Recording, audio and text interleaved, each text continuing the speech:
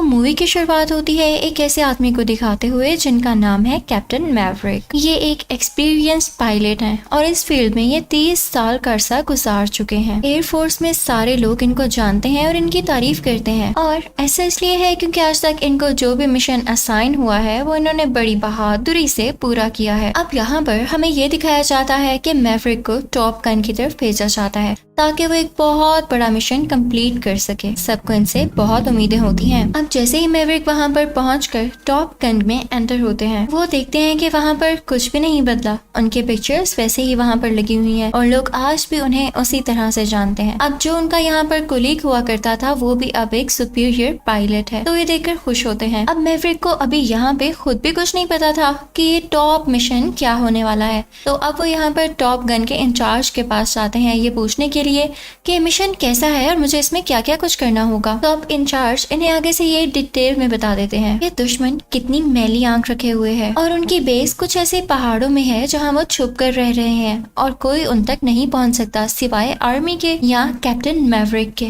जो जाकर उनको वहाँ से खत्म करेंगे, उन्हें निकालेंगे या डिस्ट्रॉय कर देंगे, क्योंकि वहाँ पर पहाड़ों में बैठे हुए दुश्मन इन पर मिसाइल लॉन्च करते हैं, तो इनको खत्म करना ही बेहतरीन हल है। अच्छा, अब यहाँ पर एक मसला है, ये पहाड़ जिस तरह से स्ट्रक्चराइज्ड हैं, यानी जिस तरह से बने हुए हैं, वो मैप काफी कॉम्प्लिकेटेड है। उसको देखकर समझ ही नहीं आ रहा होता कि कौन सा पहाड़ कहाँ से शुरू होकर कहाँ खत्म हो रहा है और दूसरा पहाड़ कहाँ पर है, मतलब वो काफी ऊपर नीचे है। तो पहले तो कैप्टन मैवरिक और उनकी टीम को वहाँ पर जाकर उनकी बेस को ढूंढना होगा, इस मैप को समझना होगा और पता लगाना होगा कि पहाड़ों में से रास्ते कौन से निकलते हैं।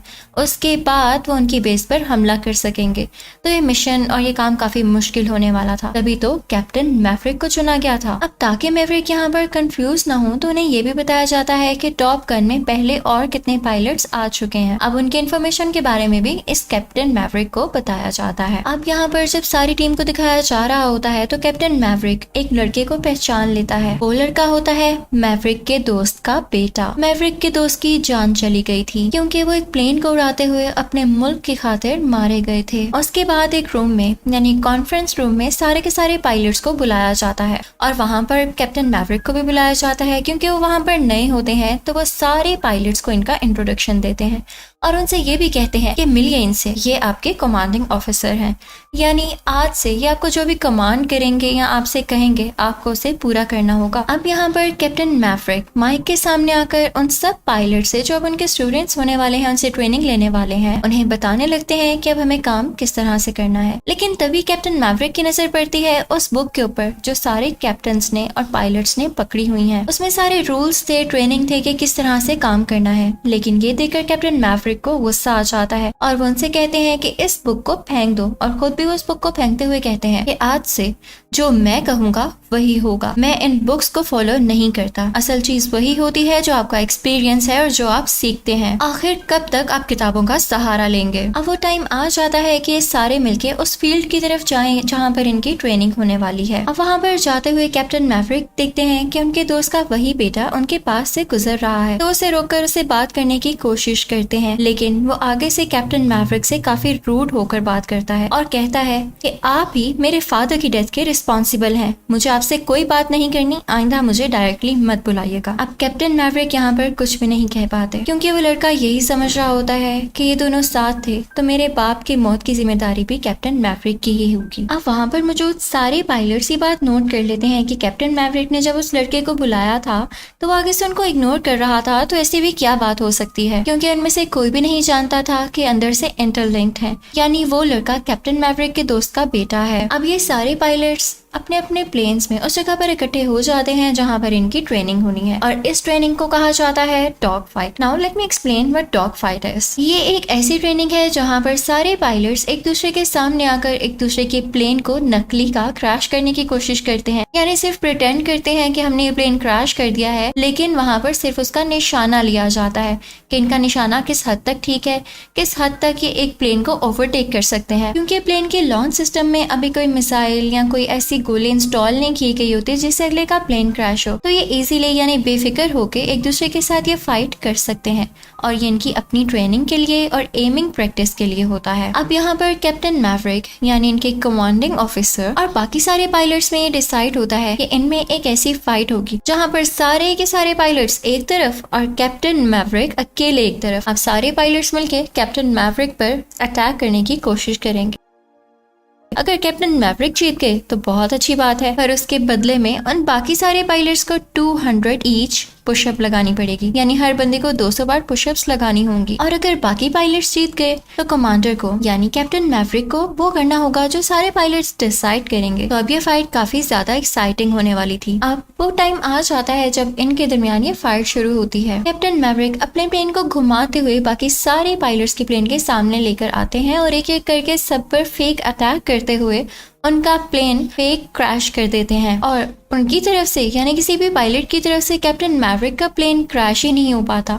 तो इसका मतलब था यहाँ पर कैप्टन मैवरिक जीत जाते हैं और बाकी सारे पायलट्स हार जाते हैं। तो उनको वो करना था जो कैप्टन मैवरिक ने उनसे कहा था। अब जब ये फाइट खत्म होती है, वो लैंड करते हैं तो उन सबको 200 पुशअप्स लगानी पड़ती हैं। और बस यहाँ पर तो उनका एनर्जी लेवल ऐसे डाउन होता है कि साथ ही उनकी नजर में और उनके दिल में कैप्टन मैवरिक की इज्जत का लेवल अप हो जाता है। यानी इस सब के बाद वो कैप्टन मैवरिक की और भी इज्जत करने लगते हैं, क्योंकि वो जान गए थे कि ये आम कैप्टन या आम पायलट बिल्कुल नहीं है और हमें अब इनकी बात मानना होगी अगर हम भी अच्छे पायलट्स बनना चाहते हैं। बस यहाँ पे आपकी जिंदगी सॉल्व हो जाती है और अच्छाई की तरफ बढ़ती है जब आप सोचते हैं कि हमें सीखने से और भी अच्छा करने का मौका मिलेगा और हम खुद को इम्प्रूव कर सकेंगे। अब उधर जो पहले सारे पायलट्स को नहीं पता था कि उस लड़के का जिसके फादर कैप्टन मैवरिक के दोस्त थे, आखिर क्या रिश्ता है कैप्टन मैवरिक से, तो आज उनको ये बात पता चल जाती है कि कैप्टन मैवरिक की वजह से उस लड़के के फादर की डेथ हुई थी। लेकिन बात असल में ये नहीं थी, जो फैक्ट है मैं आपको बताती हूँ। इनफैक्ट कैप्टन मैवरिक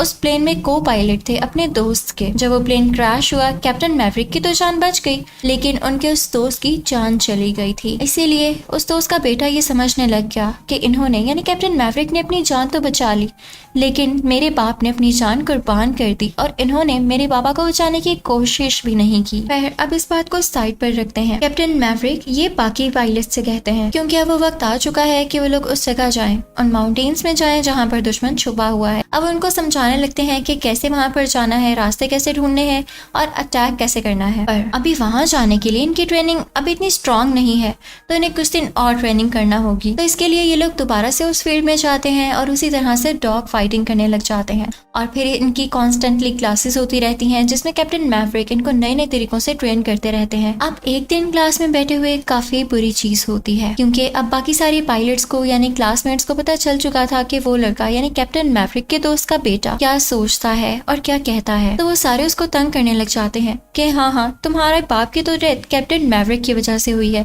लेकिन कैप्टन मैवरिक तो इतने अच्छे हैं। और उसको काफी अजीब बातें करने लग जाते हैं, जिसकी वजह से उस लड़के की बाकी पायलट्स के साथ और उस पायलट के साथ जिसने ऐसा कहा होता है बहस होने लगती है। अब मैवरिक वहाँ आकर काफी गुस्सा होते हैं और उनसे कहते हैं कि क्या तुम लोग हर टाइम लड़ते रहते हो? क्या तुम लोग एक स्ट्रॉन्ग टीम बन सकते हो जब हर टाइम एक दूसरे से लड़ते रहोगे? एक टीम बनने के लिए यूनिटी चाहिए होती है, जो कि तुम लोगों में नहीं है और मुझे नहीं लगता कि तुम लोग इस मिशन के लिए मेरे साथ काम करने के लिए सूटेबल हो। अब मैवरिक इन सबको लेके काफी परेशान होते हैं, तो अपने पुराने कोलीग के पास जाते हैं जो अब टॉप गन के सुपीरियर इंचार्ज है, सुपीरियर पायलट है। उनका नाम आइसमैन होता है। अब मैवरिक वहाँ पर जाकर उनसे बात करने लग जाते हैं कि मेरी टीम की आपस में बनती नहीं है और जब तक इनकी आपस में बनेगी नहीं, ये एक साथ मिलकर कैसे उस मिशन पर जा सकेंगे। मुझे तो डर है कि दुश्मन को तबाह करते करते कहीं मेरी अपनी टीम न तबाह हो जाए।